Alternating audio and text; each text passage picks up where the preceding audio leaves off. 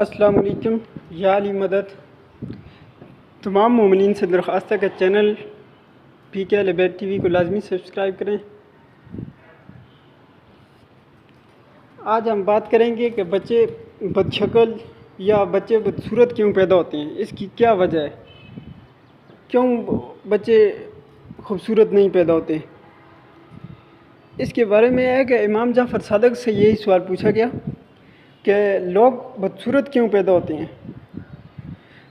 یہاں پر آپ کے ذہن میں یہ سوال آئے گا کہ انسان کی شکل تو خدا نے بنائی ہے، خدا نے مخلوقات کو بنایا ہے، اس میں کوئی شک نہیں ہے کہ خدا نے انسانوں کو بنایا ہے اور خدا نے جانوروں کو بھی بنایا ہے، اور عام جانوروں کو بھی بنایا ہے، نجس جانوروں کو بھی بنایا ہے۔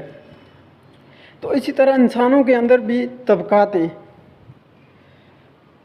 امام جعفر صادق سے پوچھا گیا تو امام جعفر صادق نے فرمایا کہ یہ بچے یا لوگ خوبصورت اس لیے پیدا نہیں ہوتے کہ ان کے والدین نے، ان کے ماں باپ نے ایز کے دوران یعنی پیریڈز کے دوران مباشرت کی ہے، اور اس دوران جو نطفہ ٹھہرا ہے تو وہ ولد الحیض ہوتا ہے، اس لیے وہ کبھی اور بدشکل ہوتا ہے۔